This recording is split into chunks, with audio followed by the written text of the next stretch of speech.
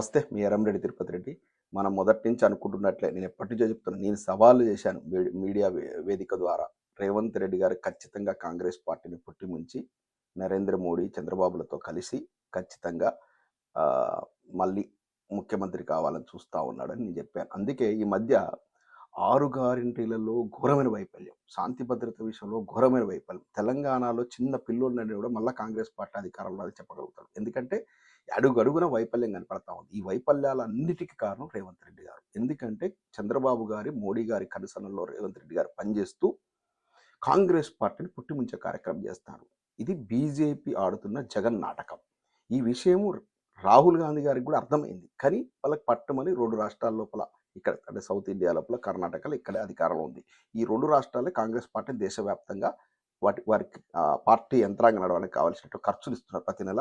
వీళ్ళు నేను విన్నది ఏంటంటే 500 కోట్ల నుంచి 1000 కోట్లు తెలంగాణ నుంచి పోతా ఉన్నాయి. అక్కడ బెంగళూరు నుంచి కూడా 500 కోట్ల నుంచి 1000 కోట్లు పోతున్నాయి. వాటితోనే దేశవ్యాప్తంగా కాంగ్రెస్ పార్టీ నడుస్తూ ఉంది. కాబట్టి ఆయనకు గత్యంతరలేని పరిస్థితి. ఇంకొకటి అప్పుడు ఆయన అహ్మదాబాద్ కోర్టు లోపల ఆయన జైలుకు పోవాల్సిన పరిస్థితి, ఆయనకు నాన్ బెయిలబుల్ అరెస్ట్ వారెంట్ వచ్చిండే. దాని నుంచి ఓవర్కమ్ కావడం కోసం ఇక్కడ ఒక పెద్ద కాన్స్పిరసీ ఉందంటే డైరెక్ట్ రాహుల్ గాంధీ నరేంద్ర మోడీ గారితో కొలాయిడ్ అయిందా అంటే కలిసి పనిచేస్తుండా అనేది కనిపిస్తుంది. మనం మొన్న విచిత్రమైన రాజకీయాన్ని కేరళలో చూసాం, అదేవిధంగా తమిళనాడులో చూసాం. వీళ్ళిద్దరు కలిసి పనిచేస్తుంటే కనబడుతుంది.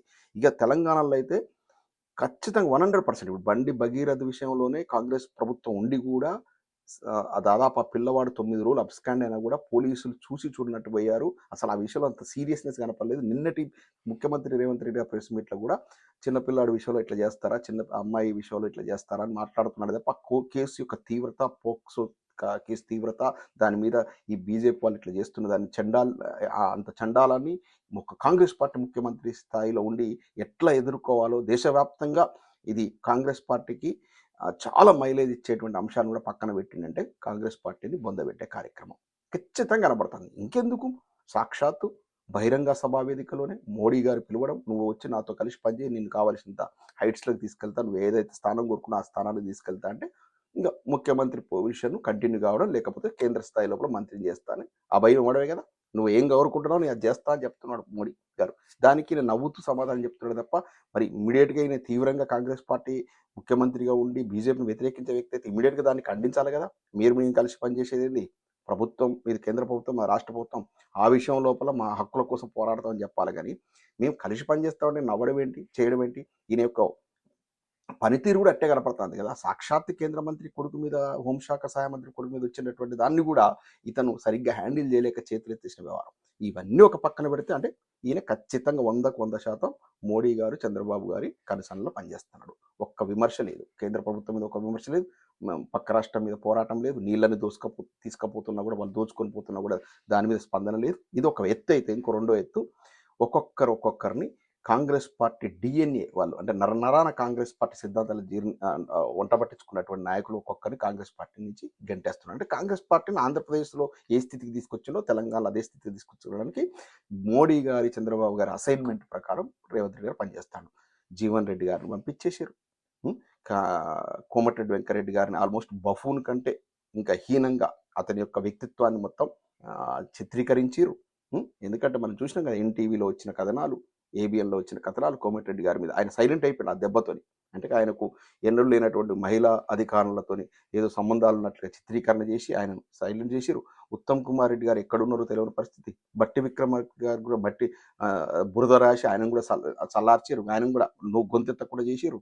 అంటే చిన్నారెడ్డి గారి పరిస్థితి అగమ్యగోచరంగా తయారైంది. లాస్ట్కి ఆ ముసలాయన హనుమంతరావు అదో ఏదో అరుస్తున్నది చెప్పి ఏదో ప్రభుత్వ సలహాదారులు ఇచ్చేసి ఆయన సైలెంట్ చేసిరు. అంటే కీలకమైనటువంటి కాంగ్రెస్ పార్టీ నాయకులందరినీ కూడా పుట్టించారు. మధుయాస్కి గారు ఎక్కడున్నారో తెలియదు. పాపం మధుయాస్కి గారు కేంద్ర కమిటీ లోపల రాహుల్ గాంధీకి అత్యంత సన్నిహితంగా ఉండి ఏఐసిసి లోపల ఒక కీలకమైన నేత. ఆయన సైలెంట్. ఆయన పరిస్థితి అట్నే ఉంది. వంశీ చంద్రెడ్డి ఆయన పరిస్థితి అట్నే ఉంది. పెద్ద పెద్ద నాయకులంతా కాంగ్రెస్ పార్టీలో చెప్పుకోదగ్గ నాయకులంతా ఇవాళ సైలెంట్ అయిన పరిస్థితి. ఇండిపెండెంట్గా గెలిచి కాంగ్రెస్ పార్టీలో చేరిన దొంతి మాధవరెడ్డి గారు కూడా కనీసం మంత్రి పదవి ఇవ్వలేని దుస్థితి. అంటే రకరకాల పార్టీలు మారిన కొండా సురేఖమ్మకి ఇచ్చారు, ఈ సీతక్క అసలు కాంగ్రెస్ పార్టీనే కాదు ఆమెకిచ్చారు, లాస్ట్ ఏదో చివరి దిశలో వచ్చినటువంటి ఆమెకిచ్చారు. ఇట్లా చేశారు తప్ప అసలైన కాంగ్రెస్ వాళ్ళని మొత్తం కూడా కంప్లీట్గా భ్రష్టు పట్టించేసారు వాళ్ళ రాజకీయ జీవితాన్ని. ఇవాళ రేవంత్ రెడ్డి గారి మానస పుత్రిక అంటే నాకు తెలుసు ఆ బిగ్ టీవీ ఎవరిది, ఎందుకంటే ఓనర్ మా రిలేటివ్. బిగ్ టీవీ వెనుక ఎవరి హస్తం ఉంది, ఎవరు పెట్టి ఇచ్చిరు, అదంతా నాకు తెలుసు కూడా చెప్తాను. మానస పుత్రిక అంటున్నారు రేవంత్ రెడ్డి గారు అనుమూల కుటుంబం యొక్క మానస పుత్రిక బిగ్ టీవీలో ఇవాళ సాక్షాత్తు పిసిసి అధ్యక్షులు మహేష్ కుమార్ గౌడ్ గారి మీద utter flop president, failure president అని కథనాలు వస్తున్నాయి. అంటే ఇదంతా ఏంది, కాంగ్రెస్ పార్టీని పూర్తిగా పుట్టిముంచే కార్యక్రమం. పూర్తిగా పుట్టిముంచిన తర్వాత ఒక్కసారి ఏదో కాంగ్రెస్ పార్టీ కన్నెర్ర చేసింది అనేది ఒక నెపం పెట్టేసి కాంగ్రెస్ పార్టీని నిష్క్రమించడం, ఇమీడియట్గా స్నేహాస్తం మోడీ గారు అందించడం, ఈయన మళ్ళా కాలం కలిసి వస్తే అంటే పార్టీ మొత్తం జీలిపోయి వచ్చేస్తే అనుకూల శక్తులను కలుపుకొని ప్రభుత్వాన్ని ఏర్పాటు చేసేటువంటి కార్యక్రమం పెట్టారు. ఏది చేసినా కూడా 2028లో కేసీఆర్ ప్రభుత్వం ఖచ్చితంగా రాబోతా ఉంది. ఎందుకు అంటే ప్రజలు కేసీఆర్ గారిని కోరుకుంటున్నారు. ఈ యొక్క బీజేపీ పార్టీకి తెలంగాణ లోపల స్థానమే లేదు. బీజేపీ పార్టీని ఇక నమ్మరు. ఎందుకంటే బండి సంజయ్ ఉదయంతో ఒకటైతే ఇవాళ దేశవ్యాప్తంగా కూడా ప్రతికూల పోరాలు ఇస్తున్నాయి. ఇవాళ బీజేపీ పార్టీకి వ్యతిరేకంగా ఒక జస్ట్ ఒక సర్కాటిక్ నేచర్తో పెట్టినటువంటి బోస్టన్ యూనివర్సిటీలో అవుతున్న ఒక వ్యక్తి స్టార్ట్ చేసినటువంటి కాక్రోచ్ జనతా పార్టీ అని పెడితే, బీజేపీ పార్టీ కొన్ని దశాబ్దాలను నిర్మించుకున్నటువంటి సోషల్ మీడియా వాళ్ళ యొక్క వెబ్సైట్లో ఓన్లీ 8 మిలియన్లు ఉంటే ఇవాళ 8-9 మిలియన్లు ఉంటే ఇవాళ ఆ కాక్రోచ్ జనతా పార్టీకి దాదాపు 10-12 మిలియన్ల సభ్యులు వితిన్ 3-4 డేస్లో చేరడం అనేది అయితే ఉందో మనం ఆలోచించాల్సిన విషయం. అంటే ప్రజల యొక్క యూత్ అంతా కూడా చాలా కోపంగా ఉన్నారు బీజేపీ మీద. ఎందుకంటే 30% యూత్కి అలా అన్ఎంప్లాయ్మెంట్ ప్రాబ్లం, ఉద్యోగం లేవు, చదువుకున్నారు, అంత గ్రాడ్యుయేట్లు, ఉద్యోగ కల్పన గురించి లేదు. ఇంకా రాబోయే రోజులు చాలా క్లిష్టంగా కనపడతా ఉన్నాయి. నిత్యావసర ధరలు పెరిగిపోయినాయి. బతకడమే గగనంగా మారిపోయినటువంటి బీజేపీ పాలన లోపల యూత్ అంతా కూడా విసిగి చెందించారు. అంటే ఒక టర్మ్ ఇచ్చారు, 2 టర్ములు చూశారు, 3వ టర్ము కూడా ఇచ్చేశారు. 3వ టర్మ్ వచ్చినా కూడా ప్రజలు ఒరిగింది ఏం లేదు. ప్రభుత్వ సంస్థలన్నీ కూడా నిర్వీర్యం చేసేసారు. 2,40,40,000 కోట్ల అప్పులు తీసుకొచ్చారు సెంట్రల్ గవర్నమెంట్. ఏం చేసిరో తెలియదు. ఆదాని అంబానీలకు మొత్తం కట్టబెట్టిరు. గోడి మీడియా అని అంటే మొత్తం మీడియా మొత్తం కూడా ఆదాని అంబానీ చేతుల్లోకి వెళ్ళిపోయింది. అంటే మోడీ సిద్ధాంతాలను, బీజేపీ సిద్ధాంతాలను ప్రచారం చేయడంలో సఫలీకృతమైన ఇప్పటిదాకా. కానీ ప్రజలు ఎన్నడో ఒక రోజు రియలైజ్ కావాల్సిందే కదా. మార్పు అనేది తథ్యం. మార్పు ఖచ్చితంగా అవుతుంది. నిత్యం జరిగేటువంటిది మార్పు అనేది. 3 టర్ములు చూసిన తర్వాత కూడా ప్రజలు విసిగించారు. ఎన్ని రోజులు పనిచేస్తుంది జై శ్రీరామ్ నినాదం? జై శ్రీరామ్ అంటే పోతుందా? అసలు దేవుడి దృష్టిలో కులము లేదు, మతం లేదు, సకల మానవ జాతి, సకల జీవరాశి సమానమే. దేవుడు అనేది ప్రకృతి సృష్టించిండు. అంటే ఒక్కొక్క మతం ఒక్కొక్క పేరుతో పిలుచుకుంటుంది అంతే. జై శ్రీరామ్ అనగానే అయిపోతుందా?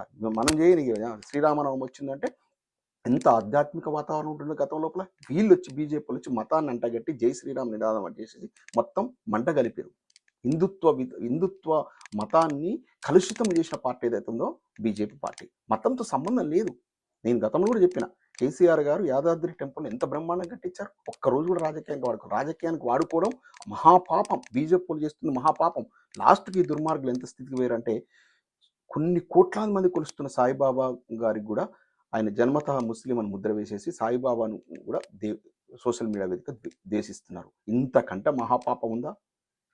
ఇంతమంది సాయిబాబా అంటే సకల మతాలను అదొక మంచి నిర్వచనం. సాయిబాబా భక్తులుగా ఉండడం అనేది ఎంత గొప్ప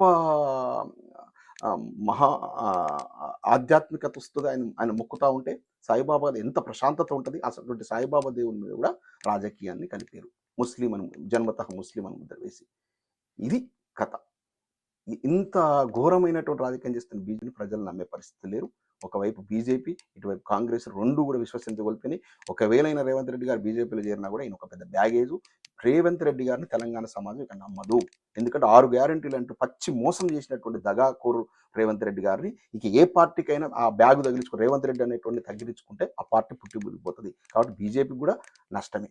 అర్థమైందా? కాబట్టి ఈ 2 పార్టీలకు తెలంగాణ స్థానం లేదు. రాబోయే రోజుల్లో కేసీఆర్ గారు వస్తారు. సంస్కరణల కాలం రాబోతా ఉంది. ఎందుకంటే ఆర్థిక విధ్వంసం జరిగింది కాంగ్రెస్ పార్టీ పాలనలో. మొత్తం అప్పుల పాలైపోయింది. ఖచ్చితంగా సంస్కరణలు తీసుకురావాల్సిందే.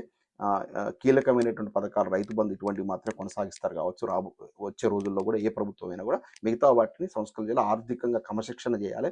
ఎందుకంటే కేసీఆర్ గారు మాత్రం తెలంగాణ కాపాడుకోగలుగుతారు.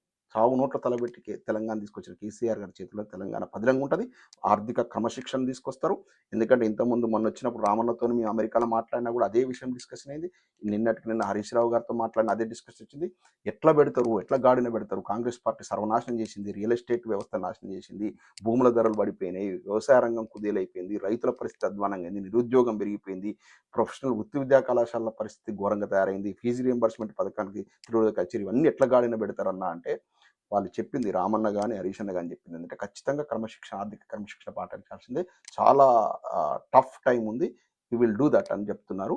వాళ్ళ మీదనే ఖచ్చితంగా మాకు నమ్మకం ఉంది. వాళ్ళు చేయగలరనే నమ్మకం ఉంది. బీఆర్ఎస్ పార్టీ చేతిలోనే కేసీఆర్ గారి చేతిలో తెలంగాణ పదిలంగా ఉంటుంది. జై తెలంగాణ.